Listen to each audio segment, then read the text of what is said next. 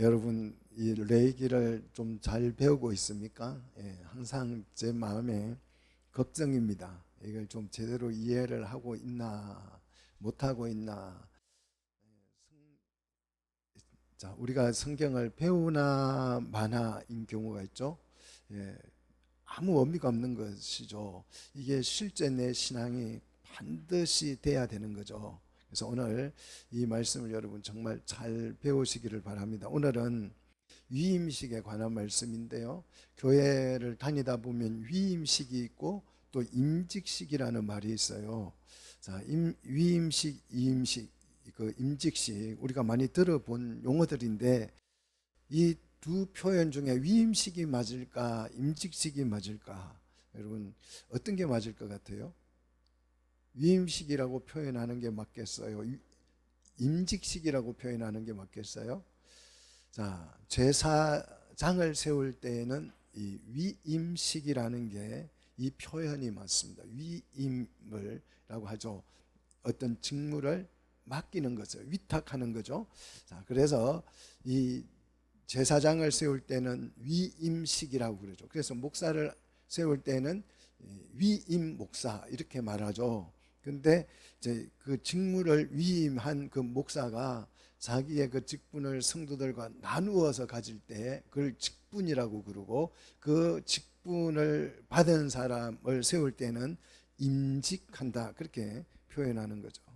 자, 제 위임이라고 하는 것은 권한 있는 임무를, 직무를 위탁하는 것을 위임이라고 그러죠. 자, 그러면 위임 받은 그 직무를 나누어 갖는 것을 직분이라고 한다 그래요. 여러분 그래서 직분이라고 그렇게 표현하는 거죠. 자, 성경에서 이 위임식이 얼마나 중요한지 오늘 이 8장에 정말 고스란히 녹아져 있습니다. 오늘 이 8장을 읽어보시면 와, 이 위임이라는 것이 얼마나 중요한가 하는 것을 충분히 알 수 있는데, 이 위임식을 하게 된 것은 출애굽기 29장 1절 말씀을 근거로 한 거죠. 자, 출애굽기 29장 1절 말씀에 보면 뭐 어떻게 기록이 되어 있습니까? 내가 그들에게 나를 섬길 제사장 직분을 뭐 한다고 그랬어요? 위임한다 그랬어요. 내가 그들에게 나를 섬길, 그러니까 여기서 나는 하나님이죠. 하나님을 섬길 제사장의 직분을 뭐 한다고? 위임하는 것이다 그랬습니다. 섬길 제사장, 그러니까 섬기는 일을 할 제사장의 그 직분을 위임하여 그렇게 표현한 이 말씀을 근거로 해서 오늘 위임식이 되는데요. 정말 너무너무 중요한 것이 오늘 본문에 고스란히 녹아져 있죠. 8장 우리 33절 35절 보면 위임식은 총 며칠간 한다고요? 요즘은 그냥 한 2시간 하면 끝나죠. 그런데 제사장을 세울 때 이 위임식은 얼마나 걸려요? 7일 걸려요. 여러분 성경에서 7일은 어떤 기간이죠? 완전한 기간이죠. 또 성경에서 7일은요 천지를 창조한 기간이에요. 이렇게 7이라고 하는 숫자가 어마어마하게 긴 시간이다. 천지를 다 창조하는 시간과 같은 시간으로 뭐 하는 거예요? 제사장의 직분을 위임하는 거예요. 그 예식을 갖는 거죠.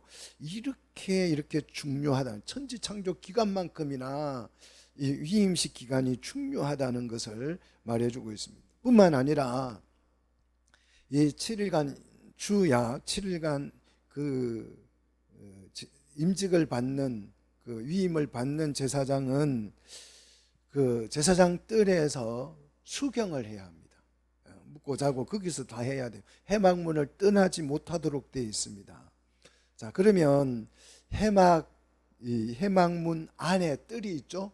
그리고 이제 그 뜰을 지나서 어디로 갑니까? 성소로 들어가고, 성소를 지나면 지성소가 나오죠. 이 삼중구조 여러분 이해하시죠? 머릿속에 항상 들어 있어야 돼요. 자, 그러면 이 회막뜰에는 지붕이 있을까요? 없을까요? 없어요. 지붕이 없어. 그러면 일주일 위임식을 할 때에 비가 올 수도 있고 눈이 올 수도 있고 바람이 불 수도 있고 다양한 일이 일어날 수 있는데, 그 7일 동안은 어떻게 해야 돼요? 제사장들이 위임받는 제사장은 거기에서 7일간 노숙해야 되는 거죠. 위임식이라고 하는 것은 이렇게 엄격하고 중요한 것입니다. 이런 것들이 얼마나 위임식이 엄격하고 중요한 것인지를 말해주고 있는데, 칼빈은 그래서 이 7주야, 이 7주야를 이렇게 설명했습니다. 이것은 직업이 아니라 하나님과 영구적 동행이다. 이 7일간 안 떠나는 것, 하나님을 떠나는 일이 있어서는 안 된다, 그것을 포함한 의미한다는 것이죠. 그래서 하나님과 딱 달라붙어서 자신의 일생을 하나님 앞에 헌신을 고백하는 시간이다, 이렇게 표현했습니다. 자, 위임식이라고 하는 것은 이렇게 중요하고, 여러분이 직분을 받는다고 하는 것은 이렇게 중요한 것이라는 것을 꼭 기억하시기를 바랍니다. 그리고 오늘 이 구조를 보시면 오늘 위임식이 있고, 이제 다음 9장에 가면 그 위임을 받은 제사장이 첫 번째 이 제사를 하나님 앞에 드리고, 그 다음 딱 10장 넘어가면 나답과 아비후의 얘기가 나와요. 자, 나답과 아비후는 하나님이 명령하지 않은 다른 불로 하나님 앞에 제사하다가 어떻게 됐어요? 죽게 되죠. 이 예배는, 나답과 아비후의 예배는 실패한 예배의 모델이에요. 정말 성경은 너무너무 중요할 때는 항상 그것을 가장 먼저 표시해 주죠. 먼저 소개하죠. 그 초대교회가 생겼을 때에도 실패한 사람이 있죠. 아나니아와 삽비라가 실패를 하고, 그 다음에 여리고성에 딱 들어와서, 가나안 땅에 들어와서 여리고성을 정복했을 때에도 실패한 사람이 소개되죠. 누굽니까? 아간이죠. 일로 역사가 딱 시작해서 첫 예배를 드리는데 아벨의 예배와 아간의 예배가 소개되면서 성공한 예배, 실패한 예배를 소개하고 있어요. 이게 왜 이렇게 가장 먼저 이런 것들을 소개하느냐 그러면, 이 예배가 우리에게 있어서 너무 중요하다, 그 얘기를 하고 있는 거죠. 자, 예배는 우리가 오늘 성공할 수도 있고 실패할 수도 있다. 이거 앉아 있다고 해서 예배 드린 게 아니에요. 여기에 지금 내가 앉아 있으니까, 예배에 참석했으니까, 예배당에 와 있으니까 나는 예배를 드린 것이야, 이렇게 생각하면 바보스러운 생각이에요. 그 예배를 내가 드렸으면 받아야 되겠죠. 받으시는 분이 받았어야 내 예배가 온전한 예배지. 나는 드린다고 드렸는데 받는 사람이 안 받으면 그 예배는 공예배다, 드리나 마는 한 예배라는 것입니다. 그래서 오늘 나답과 아비후의 얘기를 오늘 이렇게 설명하고 있는 것은, 지금 이 예배가 그만큼 중요하다, 이거는 예배는 나의 생명과 연결되어져 있다라는 것을 지금 설명하고 있는 거죠. 그래서 여러분, 이 예배를 나의 생명과 동일시 여기기를 축복합니다. 예배는 곧 나의 생명이다. 요게 생겨야 돼요. 신앙생활을 하려면, 신앙생활은 예배생활이죠. 예배는 나의 생명과 동일하다. 어떤 경우에도 나는 예배를 소홀히 여기지 않겠다. 예배를 소홀히 여기고 멸시했다가 낭패를 당한 사람들이 성경에 얼마나 많이 나옵니까? 그죠? 자, 그래서 여러분의 오늘 이 위임식을 통해서 예배에 대한, 그 직무에 대한 중요성을 깨달는 시간이 되기를 축복합니다. 많은 사람들이 신앙생활을 할 때 그냥 예배 참여하는 것으로 너무너무 만족해해요. 그래서 예배 막 프로그램이 좋고 예배 시스템이 좋고 막 그러면 거기에 앉아가지고 그걸 내가 만족을 하고 있는, 예배를 통해서 내 만족을 하고 있는 경우가 너무나도 많습니다. 그런 예배는 정말 예배가 아니죠. 여러분은 예배는 나를 만족시키는 것이 아니고 누구를 만족시키는 것입니까? 하나님을 만족시키는 거예요. 그래서 내가 실컷 만족하고, 아, 오늘 은혜 받았다, 그러고 가는 거죠. 예배가 무슨 내 만족시켜주는, 내 충족시켜주는 그런 그 오케스트라도 아니고 무슨 영화도 아니고 무슨 드라마도 아니잖아요. 우리의 예배를 통하여서 하나님이 기뻐하시는 그런 예배가 될 때에 우리의 생명이 더 풍성해질 줄로 믿습니다. 자, 이 음식을 위해서 준비물이 필요한데요. 자, 우리 한번 성경을 보시면 2절 의복, 쭉 밑으로 보시면 의복을 준비해야 되고, 그 다음 관유를 준비하도록 돼 있죠. 그 다음에 속죄제의 숫송아지를 한 마리를 준비하게 되고요. 그 다음에 순양 2마리는, 순양은 2마리가 필요하죠. 그 다음 무교병 한 강주리, 이거는 소재용이죠. 무교병은 한 강주리.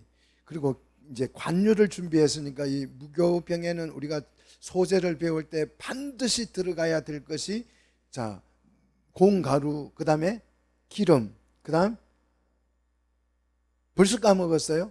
향. 이 세 가지, 거기에다가 언약의 소금까지, 요거는 항상 소재물에 빼서는 안 된다. 그렇게 우리가 소재 때 배웠어요. 까먹었지만. 그런데 오늘 여기 보니까 무교병 한 강주리는 준비했고 관유를 준비했으니까 기름은 준비된 거죠. 그런데 뭐가 없어요? 향은 없어요. 왜 향을 빠뜨렸을까 하는 거예요. 위임식 소재에서 왜 향은 빠졌을까? 자, 속죄제로 인하여서 이제 그 제단에 탄 그 속죄물이 연기가 올라가죠. 그 연기가 향과 같은 것이에요. 그래서 이 겹치는 것은 오늘 이 위임식 제사에서 빼는 것을 알 수가 있습니다. 그래서 향은 속죄제의 연기로 대신한다는 거죠. 자, 그리고 나서 이제 오늘 말씀 3절을 보시면 온 회중을 어떻게 해요? 소집하죠. 자, 위임식은 몇 사람이 앉아서 하는 것이 아니고 온 회중이라 그랬어요. 그러니까 전 백성이 다 모여야 하는 거죠. 한 사람도 빠지면 안 되죠. 온 회중은 남자 여자 구분 없고 어린아이 뭐 노인이 구분이 없습니다. 아프고 병들고 뭐 이런 게 구분이 없어요. 모든 회중을 소집합니다. 한 명도 빠지지 않고 소집해서 해망문에서 교회 전체가 또는 국가 전체가, 백성 전체가, 그러니까 이거는 국경일이 되는 거죠. 다 모여서 이 행사를 하는 거니까. 자, 제사장의 위임식은 이만큼 중요하다는 것입니다. 이만큼 전 국민을 동원시켜야 할 만큼, 전 교인을 다 동원시켜서 위임을 해야 할 만큼 중요하다는 거죠. 근데 뭐 물론 제사장이 목사는 아니지만 신약에 이렇게 비추어 보면 교회들이 이제 목사님을 청빙해서 위임을 하는데 별로 참석 안 해요. 별로 참석 안 합니다. 전 교인이 참석 안 해요.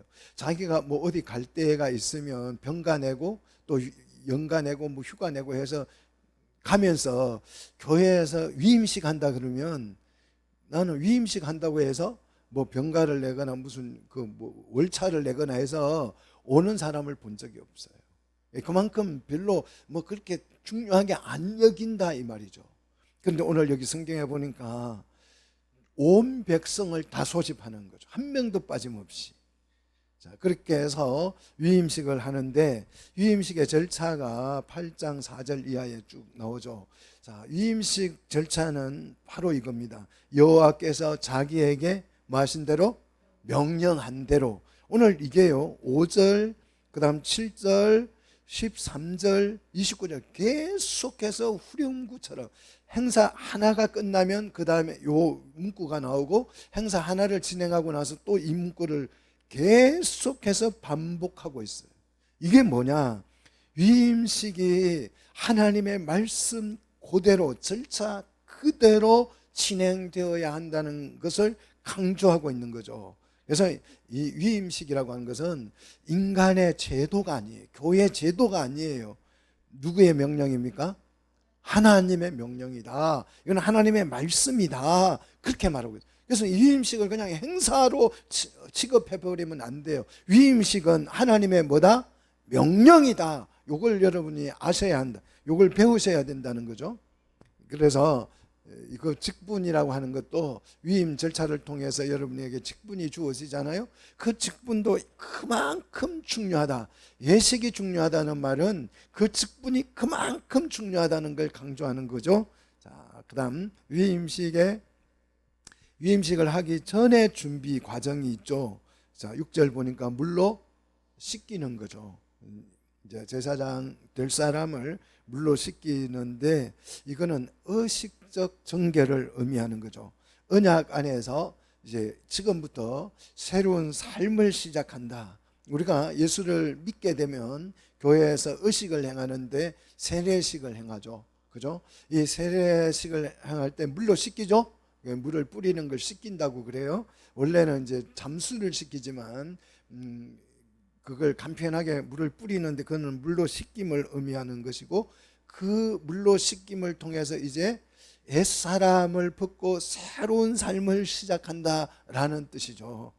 그 다음 제사장의 옷이 소개되는데요. 머리에는 관을 씌우죠. 그리고 관 전면에 건패를 붙이고, 그 건패에 무슨 글귀가 써져 있습니까? 여호와께 성결, 그런 글씨를 새기죠. 그래서 이 관을 9절에 보니까 거룩한 관이라 그랬습니다. 7절에 속옷이 나오는데 속옷을 왜 입힙니까? 거룩함과 순결을 상징하는 거죠. 그래서 이 속옷이 죄로부터 그 사람을 보호한다는 상징적 의미를 가지고 있습니다. 그 다음 7절 겉옷이 나오죠. 겉옷은 직무 수행 중에 신분과 권위를 상징하는 거죠. 그래서 우리가 예배를 드릴 때, 예배 진행할 때에 양복을 입는 이것이 예복이죠. 예복으로 또 가운을 입기도 하죠. 자, 그다음 7절 띠가 나오죠. 띠는 내가 이제 직무를 수행할 그 준비를 다 마쳤다, 그러면서 어떤 다짐을 의미하는 거죠. 그다음 에봇이 나옵니다. 에봇은 직무 수행을 의미하는데 하나님의 뜻을 전달한다는 거죠. 그래서 예배를 통해서 지금 하나님의 뜻을 전달하고 있지 않습니까? 설교를 통해서 전달하고 있는 거죠. 이게 에봇의 역할이죠. 자, 그리고 흉패를 8절에 보면 붙이는데, 이 흉패는 이스라엘 전체 백성을 대표하는 거죠. 그래서 제사장은 전 이스라엘 백성을 대표한다는 상징적인 의미죠. 그리고 그 흉패에는 우림과 둠빔이 들어가는데, 우림과 둠빔은 뭐 하는 도구입니까? 혹시 아세요? 우림과 둠빔. 이거는 둠밈 뭐 하는 거죠? 뭐 하는 그 도구죠? 이거는 하나님의 뜻을 분별하기 위한 도구죠.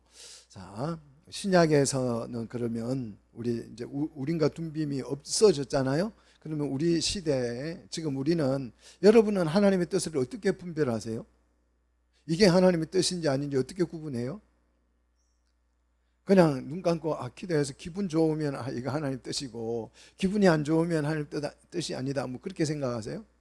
어떤 분은 그게 형통하게 잘 되면 하나님 뜻이라 그러고, 그게 막히면 하나님 뜻이 아니라 그러고 그래요. 근데 성경을 보면 막 이렇게 사역을 하는데 안 돼서 고난당하고 하는 경우가 더 많죠. 그래도 하나님 뜻이에요. 그게 잘 되는 것이 오히려 안 되는 경우도 있잖아요. 하나님 뜻이 아닌 경우도 많이 있습니다. 그렇게 뭐 환경이 또 어떻게 환경을 통해서 구분한다, 뭐 그런 분도 있고, 그거는 하나님의 뜻을 자의적으로 해석을 하는 거죠. 그는 하나님 뜻이 아니죠. 무당들이 그렇게 하는 거죠.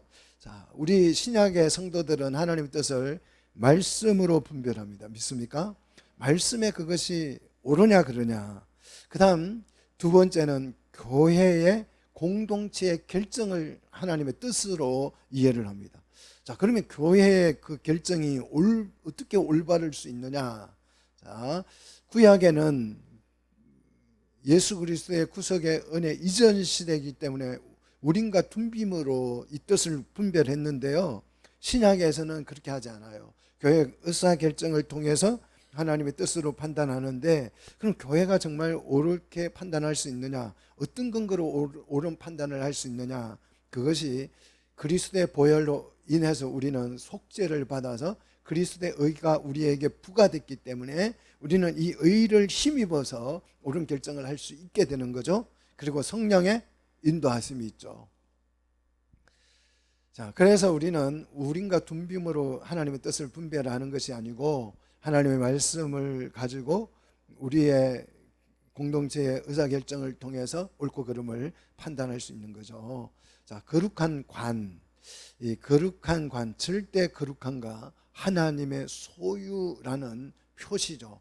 하나님께서 인을 쳐놓은 것과 같은 의미를 가지고 있죠. 그 다음 10절 관유입니다. 관유.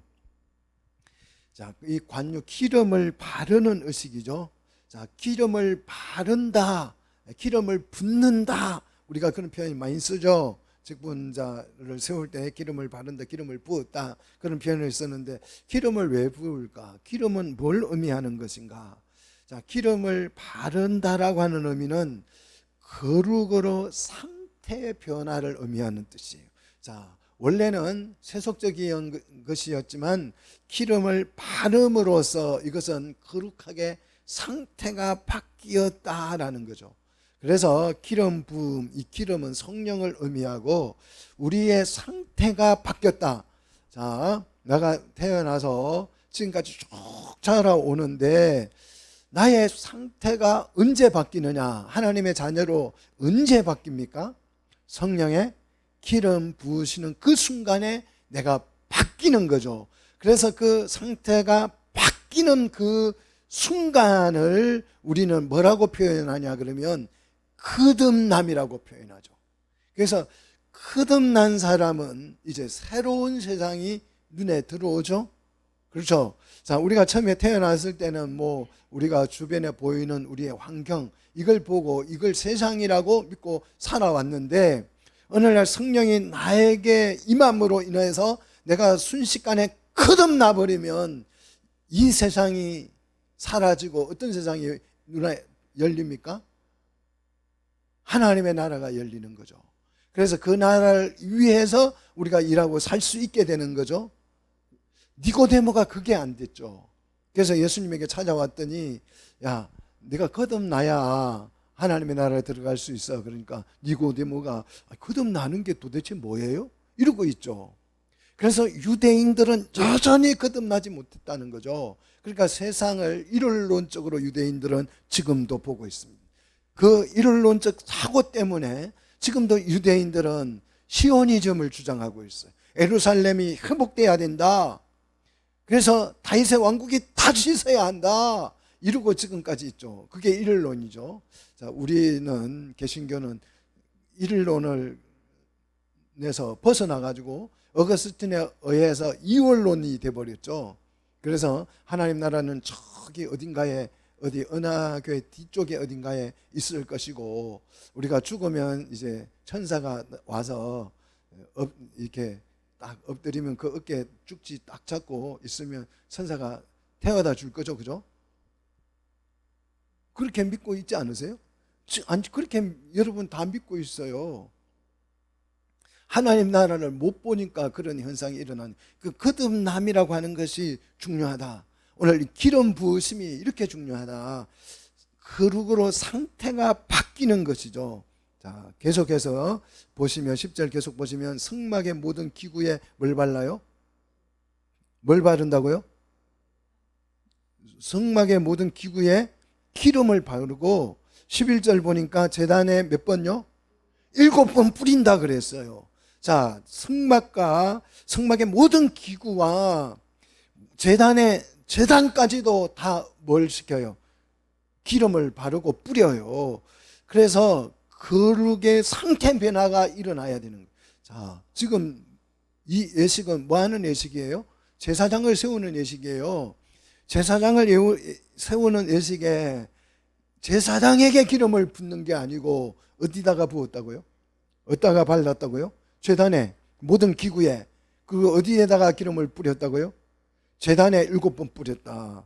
여러분 이게 너무너무 중요한 얘기예요. 여러분이 다른 데서 이런 얘기를 들을 수가 없어요. 성경을 이해를 못하고 하기 때문에 뭐 성령의 기름 부으심이다 이렇게만 얘기하지 왜 제사장 위임식에 제단을 성별시키냐, 제단의 기구에다가 기름을 바르느냐, 이게요 굉장히 너무너무 중요한 것입니다. 자, 그리고 이제 그 아론의 머리에 붓고 바르죠. 역시 이제 제단을 하고 난 뒤에 그 다음에 아론의 머리에 붓고 기름을 바릅니다. 역시 이것도 상태 변화예요. 자, 바른다라고 하는 것은 직접 접촉을 하는 거죠. 성령에 내가 접촉되는 것을 말하죠. 이것은 성령에 내가 접촉이 되면 상태가 거룩으로 변이 되는 거죠. 전이 되는 거죠. 성령의 그 거룩함이 나에게 밀려와서 나의 상태를 변화시키는 거죠. 이 변화, 근데 성령의 접촉, 이 접촉되는 것이 너무 중요합니다. 여러분, 성령에 접촉되시기를 축복합니다. 성령의 접촉 없이 그냥 관습적으로 교회 다니는 것은 아무 가치가 없는 일이에요. 여러분, 성령의 접촉이 되셔야 이 성령의 거룩함이 나에게 전이 되는 거죠. 그래서 바르는 거죠. 접촉 행위를 하는 거죠. 뿌린다라고 하는 것은 간접 접촉입니다. 매일같이 한번, 그러면 성령이 계속 접촉을 하면 살 수가 없잖아요. 뜨고 내가 타져 죽겠죠. 그래서 이제 그 다음부터는 뿌리는 거죠. 간접 접촉이죠. 씻음을 의미하는데 세례할 때도 물을 뿌리는 거잖아요. 이 뿌린다고 하는 것은 씻음을 의미하고 정결과 성화를 상징하는 것입니다. 매일 여러분 성령의 이 뿌리심이 있어서 여러분이 성화되어져 가는 과정이 일어나기를 축복합니다. 자, 13절 계속해서 끊임없이 후렴구처럼 나오는 것이 뭡니까? 명령대로 다 행했다. 명령을 따라했다. 절차에 문제가 없다. 그것을 계속 확인하고 있어요. 이 절차가 이렇게 중요하다는 거죠. 자, 이제 준비가 되고 이제 위임식 제사가 예배가 시작이 되죠. 자, 위임식 예배. 자, 대제사장이 이제 위임식을 합니다. 직무를 위임받는 거죠. 그러면 제가 이게 되게 궁금해요. 여러분 혹시 아는지 이게 너무 궁금해요. 자, 내가 제사장이 직무를 위임받았어요. 그죠? 그러면 그 직무, 어떤 직무예요? 어떤 직무를 위임받은 거예요? 예? 무슨 직무? 내가 위임을 받았는데 뭔가 직무를 맡겼대, 나한테. 맡겼는데 그 직무가 어떤 직무인지를 내가 몰라. 뭐 가서 설거지를 하는 직무를 맡은 것인지, 청소를 하는 직무를 맡은 것인지, 그 직무를 하나님이 위임했다고 하는데 그 직무가 뭐죠? 예배예요, 예배. 제사장이니까 제사의 직무를 맡은 거예요. 다른 직무가 아니에요. 여러분은 왕 같은 제사장이죠. 직무를 맡은 거예요. 무슨 직무요? 예배를 맡은 것이죠. 예배 직무를. 그래서 나를 섬기는 거, 그게 예배잖아요. 나를 섬길 직분을 위임하여 그랬잖아요. 하나님 섬긴다, 서비스한다. 이게 예배의 직무를 맡은 것입니다. 자, 예배는 몇 가지가 있다고 그랬어요? 예배는 몇 가지? 뭐 헌신 예배, 감사 예배, 뭐 축하 예배, 생일 감사 예배, 뭐 그런 게 예배예요? 그건 예배가 아니에요. 성경에서 말하는 예배는 번제, 소제, 속제제, 속건제, 화목제, 이 5가지. 이거는 알고 있어야 돼. 제사장이 돼가지고 예배가 종류가 몇 가지인지도 모르고 정말 이러면 곤란해지죠. 자, 그 직무를 5대 직무, 예배 제사 직무를 위임받습니다.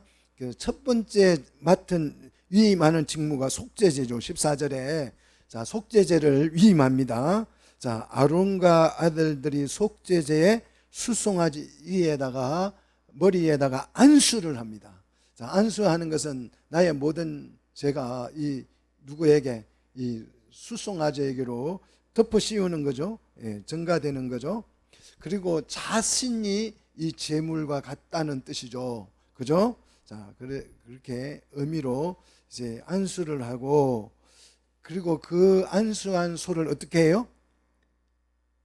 잡죠. 도축하는 거죠. 자, 15절 보십시오. 도축하는데 누가 도축을 해요?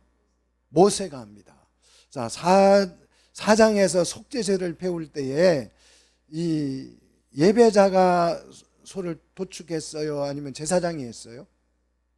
예배자가 했죠. 정말 중요한 거예요. 그런데 이 제사장 위임식에서 속죄제를 위임하는데 이 속죄 수송아지를 누가 도축했다고요? 모세가 했어요. 아니 그러면 사장에서 말하는 절차법에 위배되잖아요. 이런 게 이해가 되셔야 돼. 그러면 왜 모세가 잡았어? 예배자가 제사장이 잡아야 되는 거 아니야? 왜냐하면 그 제물이 내 안수함으로써 그 제물이 누구예요? 나와 같은 거죠. 그럼 내가 죽어야 되는 거잖아요. 그런데 지금 누가 잡았어요? 모세가 잡았어. 왜 그럴까요? 제가 이걸 말해주는 학자가 없어요. 몰라요. 그냥 모세가 잡으라 했으니까 모세가 잡으면 되지.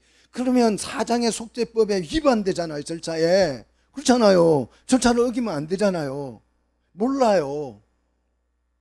그래서 제가 논문을 한 편 썼습니다. 이걸 발표를 그 챗GPT가 자꾸 저더러 학술지에 내려요. 영어로 막 번역을 해가지고 국제 학술지에도 내고 한국 학술지에도 내시라고 막 그래요. 이걸 몰라요. 학자들이 몰라요. 자, 모세는 지금 누구를 대신해서 직무를 위임합니까? 아론에게 이 예배 직무를 누구를 대신해서 위임하는 거예요? 하나님을 대신하는 거죠. 모세는 하나님을 대표하는, 하나님을 대신하는 모델로 지금 소개돼요. 모세가 하나님이라는 뜻은 아니고 하나님을 대신해서 지금 이 자리에 서 있는 거죠.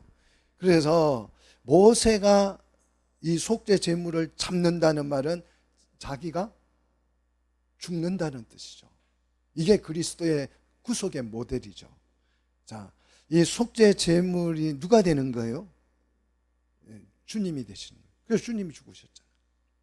예수님은 속죄 제물이 되어서 죽은 거예요. 그걸 상징적으로 표현한 것입니다. 구속의 이 은혜를. 정말 너무 여러분 감동적이지 않으세요? 예, 이 제사장이 죽는 것이 아니고 누가 죽었다? 하나님이 죽으셨다. 그리스도께서 대신 죽으셨다. 이 의미죠. 그 다음 15절에 피를 손가락으로 제단 내 기퉁이 뿔에 바르도록 됐어요. 자, 피를 누구에게 발라야 될 것 같아요? 위임받는 제사장에게 발라줘야 될 것 같죠? 그런데 그렇게 하지 않아요. 이 아론에게 바르는 것이 아니고 대제사장을 세울 그 아들들에게 바르는 것이 아니고 이 속죄제의 피를 제단 내 기퉁이에 바른다고 하는 거죠. 너무너무 중요한 얘기들을 제가 지금 하고 있습니다. 여러분 평생 교회 다녔어도 이런 얘기는 한 번도 안 해줬을 거예요. 몰랐으니까 못 해주는 거죠. 너무너무 중요한 것이죠. 자, 그리고 남은 피를 어떻게 하냐 그러면 제단 밑에다가 쏟아서 제단을 어떻게 하라 그랬어요? 속하여 거룩하게 하는 거죠. 피를 바른다고 하는 것은 속하여 거룩하게 만드는 거죠. 그렇다면 위임을 받는 제사장을 속하여서 깨끗하게 해서 예배자로 살 수 있도록 해야 될 것 같은데 제단에 피를 바르고 있죠. 여러분 좀 이상하지 않으세요? 왜 속죄제의 피를 피로 예배자를 정결케 하지 않고 제단을 정결하게 하는가? 이게 굉장히 중요한 것입니다. 자, 여기에 뭐가 숨어 있냐 그러면 영적 원리가 숨어 있습니다. 이 원리를 몰라가지고 못 가르치는 거예요. 여러분 잘 배우십시오. 이 영적 원리가 뭐냐 그러면 인간이 우리가 죄를 지면 이 죄가 어떻게 될까요? 우리가 죄를 지면 이 내가 짓는 죄가 공기를 따라서 어디로 가냐 그러면 제단에 달라붙어요. 우리가 죄를 지면 제단으로 막 이 공기 중으로 죄가 날아가서 제단에 가서 득득지 붙는 것입니다. 성전에 덕지덕지 붙는 것이고 성소에 덕지덕지 붙는 거죠. 그리고 지성소에도 이 죄가 막 침투해서 들어가서 그 성소를 더럽히는 거죠. 우리 죄가 나를 더럽히는, 음행은 내 속에서 나를 더럽힌다고 그랬지만 대부분의 죄는 성전을 더럽혀요.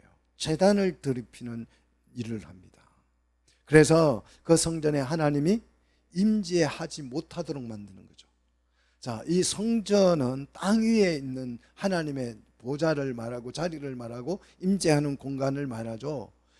그런데 이 우리의 죄가 이제 성전을 다 더럽히고 남는 죄는 어떻게 되냐? 그걸 막 덕지덕지 붙어가지고 이제 더 이상 붙을 데가 없으면 어떻게 되느냐 그러면 땅을 더럽혀요. 그래서 땅을 다 더럽히면 그 땅이 못 견디고 우리를 어떻게 해요? 삼키거나 토해낸다는 거예요. 그래서 바벨론 포로로 끌려간 것이 토해버린 거잖아요. 다른 나라에 토해버려서 그 땅에 못 살게 한 것이고, 가나안 부족들은 진멸시킨 것은 그 땅을 더럽혔기 때문에 그 피를 흘려서 속죄를 하게 만드는 거죠, 땅을. 자, 우리가 죄를 지으면 이게 막 공기 중으로 막 우리 죄악들이 가시가 되고 못이 되고 창이 돼가지고 제단을 향하여서 날아가는데, 그 제단에 누가 서 있습니까? 제물 대신 예수님이 서요. 그래서 우리의 죄가 제단에 서신 예수님을 가시로 찌르고 못으로 찌르고 창으로 찔러서 갈갈이 찢어서 비참하게 만들어서 피가 그 제단에 쏟아지게 만들어서 그 덕지덕지 붙은 인류의 모든 죄가 깨끗하게 청결하게 제단을 깨끗하게 씻어주는 거죠. 그러면 거기에 누가 임할 수 있어요? 하나님의 임재가, 하나님이 임하셔서 우리의 예배를 받을 수 있게 되는 것이죠. 그래서 제단을 깨끗하게 먼저 청결하게 한다는 거죠. 이 영적 원리가 이해되셔야 돼요. 그래서 예수님은 자석이에요. 뭘 빨아다니는 자석입니까? 우리의 인류의 죄를 막 빨아들이는. 그러면 우리가 죄 지은 죄가 어떤 것은 못이 돼서 날아가고, 어떤 죄는 가시가 돼서 날아가고, 어떤 죄는 창이 돼서 날아가서 예수님의 심장을 뚫기도 하고 머리를 찌르기도 하고, 손과 발을 찔러서 예수님의 피를 흘리게 만드는 거죠. 그래서 우리 예수님은 제단 위에 서 있는 거죠. 그래서 이 제단을 먼저 깨끗하게 하는 것이 위임식 절차다. 그래서 제단이 깨끗해지면 하나님이 임재를 하시고, 임재를 하시면 우리의 예배가 그곳에 드려지면 하나님이 그 예배를 받는다. 이것이 속죄제의 원리입니다. 속죄의 원리입니다. 자, 속죄제의 제물에 이제 피까지 배웠어요. 기름은 어떻게 하느냐? 16절 제단 위에서 어떻게 해요? 불사르죠. 자, 불사르면 속죄제의 피가 하나님의 공의를 만족시켰으므로 우리의 예배는 향기로운 기름이 되어서 그것이 하나님 앞에 연기로 올라가서 하나님 앞에 연락된다. 이것이 예배의 기본 원리예요. 우리 예배가 이렇게 연락되는 것입니다. 그래서 예수 그리스도의 보혈이 우리의 제단을 깨끗게 하시고 그의 기름이 이제 들어져서 향기롭게 되어서 우리의 예배가, 우리의 드리는 이 예배가 향기롭게 바뀌어서 하나님 앞에 들어질 때 예배가 연락됩니다. 자, 그다음 속죄제의 가죽과 고기와 똥 17절, 이것은 진영 밖에 가서 불사릅니다. 자, 요게 그러니까 좀 이 지저분한 것들은 밖에서 이렇게 통에 갖다 버리는 것이지, 여러분 그 개념을 가지면 안 돼요. 그 개념이 아니에요. 자, 진영 밖에 가서 불사른다고 그러는데, 이것도 역시 하나님의 뭐에 근거한 것입니까? 명령에 근거한, 말씀에 따라서 지금 이 일을 하는 것인데, 이거는 뭘 의미하면 우리 죄가 옮겨진다라는 의미예요. 자, 진영 밖으로 옮겨진다라는 뜻이죠. 자, 예수님이 어디에 서 있다고요? 제단 위에 서 있어서 우리 죄가 가시로 못으로 바뀌어서 예수님을 찔러서 피를 흘려서 제단을 정결케 한다는 거죠. 그런데 예수님의 십자가는 어디에서 못 박혔어요?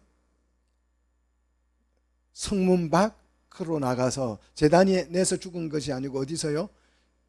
성문 밖에 나가서 골고다라는 해골이라는 골짜기에 가서 예수님이 못 박히죠. 우리의 죄를, 제단에서 그 득지득지 붙어 있는 이 모든 죄를 예수님이 다 썰어 담아서 자기가 짊어지고 성문 밖으로 나가서 이제 골고다 언덕에서 죽은 것을 상징하는 거죠. 우리 죄를 옮기는 것을 의미하죠. 대속죄일에 이제 배우게 되겠지만 아사셀의 염소가 모든 죄를 짊어지고 광야로 나가서 죽게 되는 거죠. 그걸 상징하는 것입니다. 자, 주님이 이 아사셀이 했던 그 일을 하셨다는 거죠. 자, 여기까지가 이제 속죄제에 대한 공부입니다. 두 번째 위임 제사가 번제지요. 18절. 자, 번제는 두 마리 순양 중에서 한 마리를 번제로 드리는 거죠.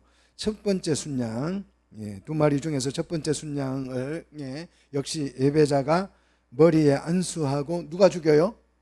모세가 죽이는 거죠. 그리고 이 번제는 전부를 드리는 거죠.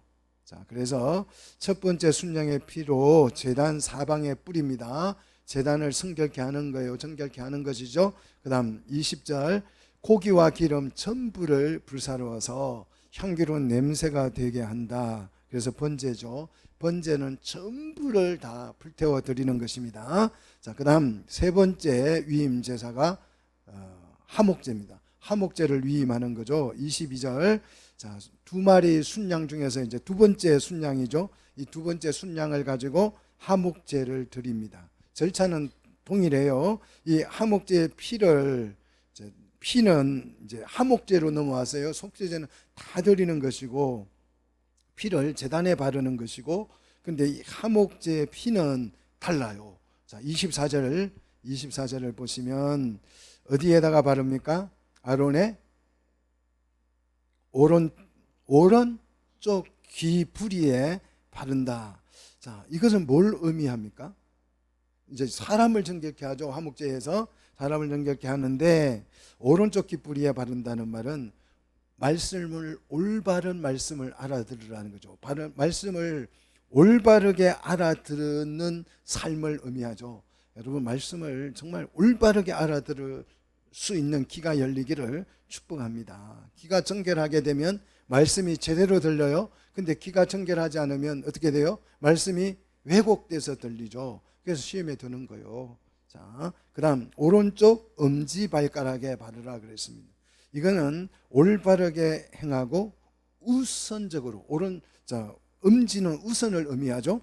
자, 오른쪽은 올바름을 의미하는 것이라면 이 엄지는 우선함을 의미합니다. 그래서 올바르게 말씀을 알아들어서 올바르게 행동하고 우선적으로 그 말씀을 따라 행할 것을 요구하는 거죠. 손가락에 바르는 것은. 자, 그 다음 오른쪽 엄지발가락입니다. 이는 올바르게 우선적으로 말씀을 따르라는 거죠. 발에 발을 놨으니까 행하고 따르고, 그러니까 듣고 행하고 따르라는 거죠. 제사장은 말씀 중심의 삶을 살라는 의미입니다. 사랑하는 성도 여러분, 우리는 왕같은 제사장으로 세움을 받았어요. 말씀 중심의 삶이 우리 속에서 일어나기를 축복합니다. 자, 하목 제물의 피는 제단에 바르지 않고 이제 아론의 귀와 손가락과 발가락에 발라서 정결케 합니다. 자, 이게 이제 하목제를 위임한 거죠. 그 다음 소제입니다. 자, 소제를 위임하는데 이 하목제와 소제를 혼합하고 있어요. 굉장히 특이한 예배죠. 자, 네 번째 위임 예배는 소제입니다. 자, 하목제물 중에서 25절 보십시오. 하목제물 중에서 기름과 오른쪽 다리가 있어요.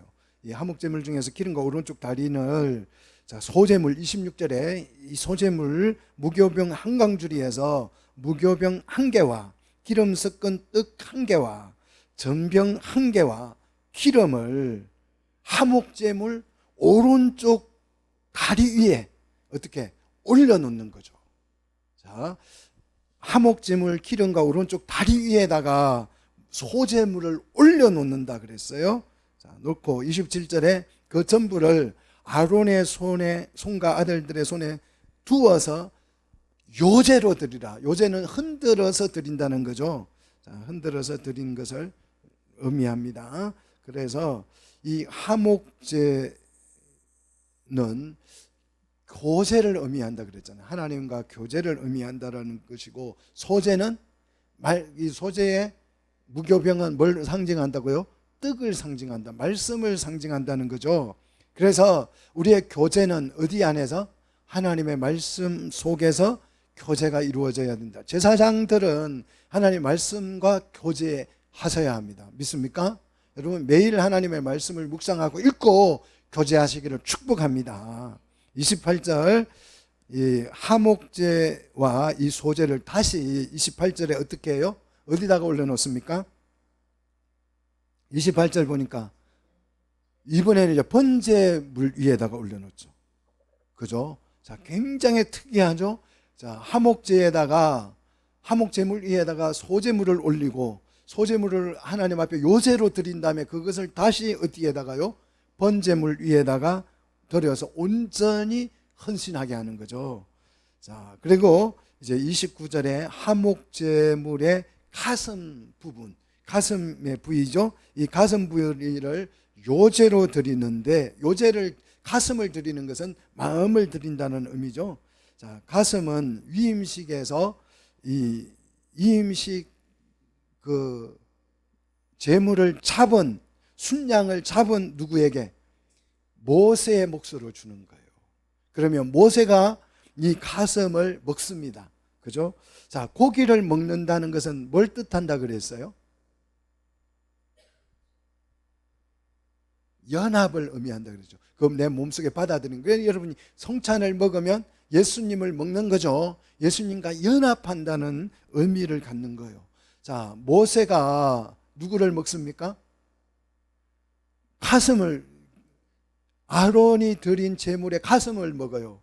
그 제물은 누구를 상징한다고요? 자신을, 아론 자신이잖아요. 그게 안수했기 때문에. 그래서 아론을 먹는 거예요. 그죠? 아론을 먹는 거예요. 그래서 아론과 모세가 지금 뭐가 되는 거예요? 연합이 일어나는 거죠. 모세는 누구를 상징한다고요? 하나님을 상징해서. 하나님과 아론이 결합되는 거죠. 연합되는 거죠. 우리가 성찬을 먹는 것과 같습니다. 그래서 이 제사의 의미, 기름을 드린다고 하는 것은 온 힘을, 기름은 힘을 상징해요. 그래서 온 힘을 다하여서, 다리와 고기를 드리는 것은 온몸을 드리는 거죠. 그리고 가슴을 드리는 것은 마음을 드리는 거죠. 자, 제사장 위임식을 통해서 마음과 힘과 정성을 다하여, 뜻을 다하여, 자, 신명기 6장 5절에 너는 마음을 다하고 뜻을 다하고 힘을 다하여 여호와를 사랑해라, 이거죠. 이것이 제사장 위임식을 통해서 너는 온 힘을 다해서 예배하는데, 온 힘을 다하고 마음을 다하고 뜻을 다하여서 하나님을 사랑하라는 거죠. 이게 예배다, 우리가 해야 될 일이다 라는 것을 가르쳐주고죠. 이것이 제사장의 삶입니다. 우리 왕같은 제사장 되신 여러분이요, 이 임식을 통해서 우리는 제사장이 되어서 어떻게 하나님을 섬겨야 할지를 배우는 거죠. 동시에 제사장이신, 우리의 대제사장이 되신 주님을 우리가 어떻게 따르고 섬겨야 하는지를 시청각적으로 공부를 시켜준 것입니다. 자, 이 제사장의 위임식을 통해서 하나님을 내가 어떻게 섬겨야 하는지, 대제사장이신 주님을 어떻게 따라가야 하는지, 사랑해야 하는지를 시청각적으로 표현해 준 것입니다. 자, 그래서 5대 제사 직무를 지금 대제사장에게 위임을 했어요. 그런데 우리가 위임식, 이 예배를, 제사를 위임하는 과정을 쭉 배웠는데 5대 제사라 그랬는데 몇 개의 제사가 지금 위임됐어요? 제일 처음에 속죄제를 위임했고, 그 다음에 번제, 그 다음 하목제, 그 다음 소제. 뭐가 빠졌어요? 속건제는 위임을 안 했어요. 속건제가 위임이 됐는지 안 됐는지 세상에 아는 사람은 여러분밖에 없습니다. 아무도 몰라요. 이것도 논문을 제가 하나 썼습니다. 하도 GPT가 써라 그래서 썼습니다. 자, 그럼 도대체 왜 속죄제는 위임을 안 했을까? 그럼 위임을 안 한 것인가? 그럼 예수님이 대제사장이니까 우리 속건제는 위임을 못 받은 거죠. 그죠? 그런데 자, 이사야 53장에 가서 보시면 53장 10절인가에 보시면 그 영혼을 속건제물로 드리기에 이르면 그랬습니다. 자, 속건제 드리기를 이르면, 자, 드린다라고 하는 것은 몸을 드려서 먹는 거죠. 연합을 의미하는 거죠. 자, 속건제도 분명히 위임됐음을 알 수가 있어요. 그런데 오늘 이 위임식에서 속건제가 빠졌습니다. 왜 그럴까? 왜 그럴까 하는 거예요. 왜 빠뜨렸을까? 까먹었나?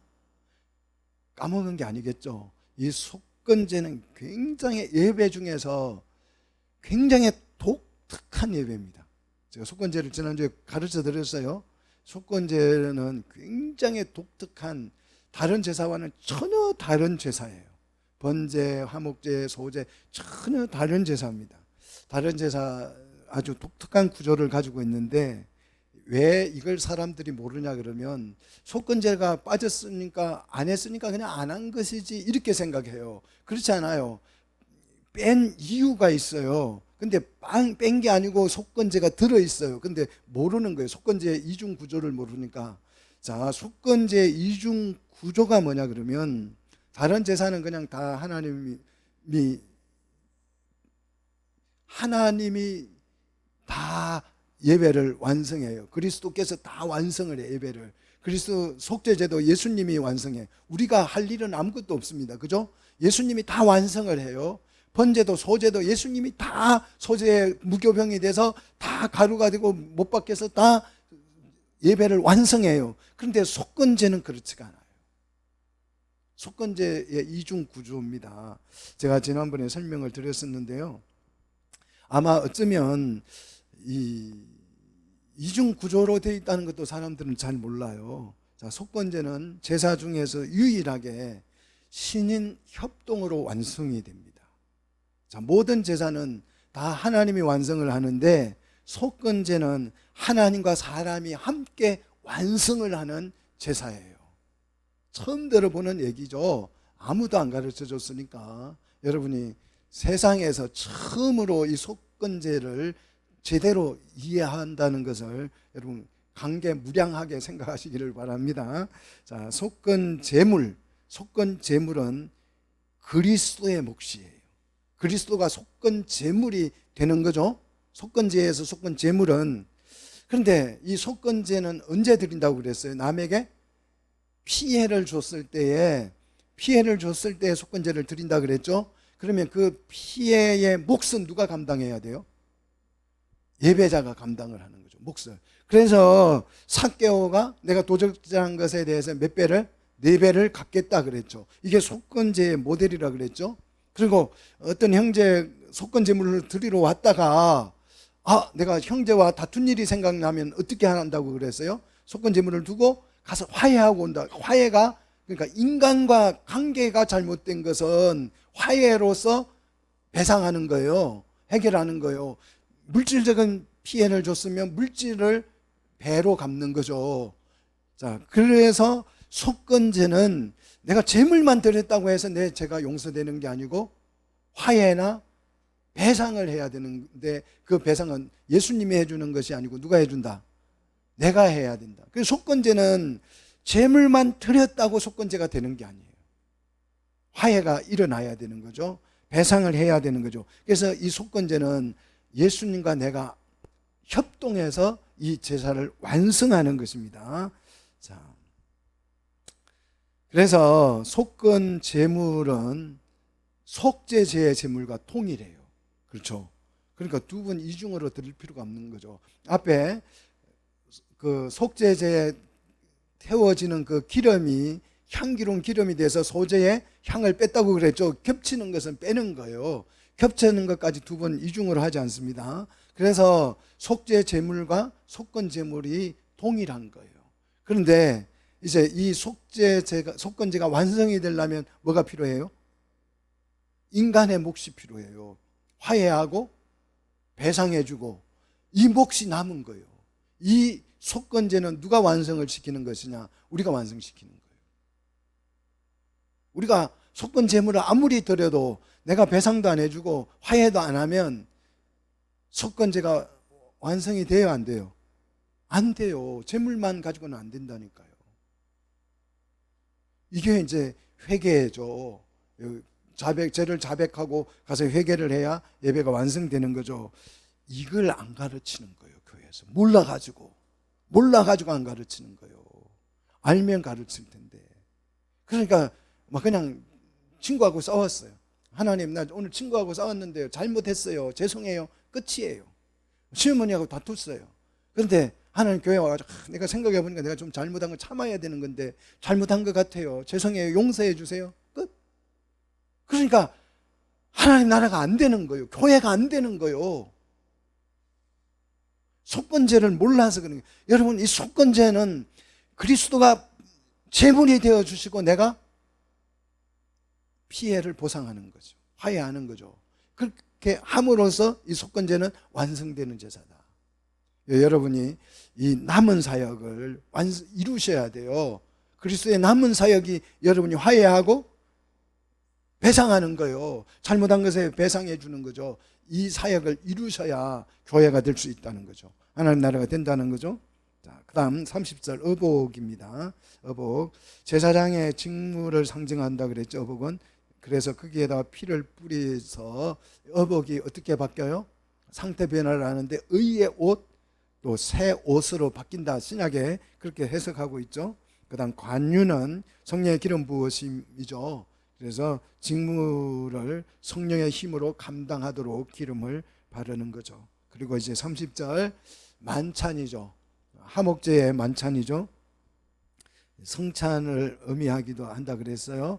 하목 제물을 제사장이 거기서 다 먹습니다. 제사장 뜰에서 먹죠. 그러면 하나님과 내가 뭐가 되는 거예요?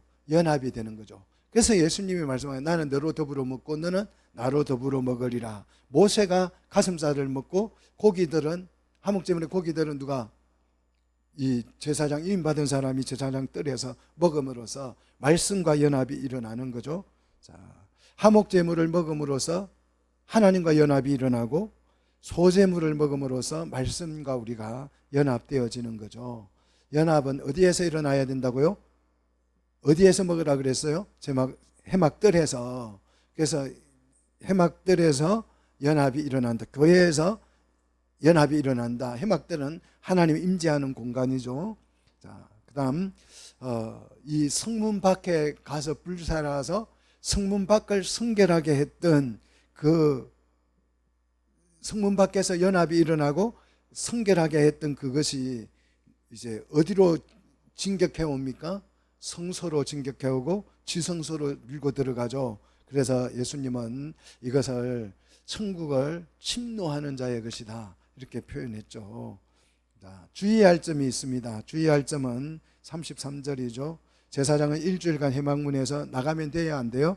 안 된다. 이 말은 일주일만 안 나가면 된다 아니고 일생 하나님과 연합해서 살아야 한다. 이것을 말하는 것이고요. 34절에 위임식의 대전제. 위임식을 한 목적이 뭐냐? 위임식의 이유가 뭐냐? 왜 위임을 했느냐? 제사를 왜 위임했느냐?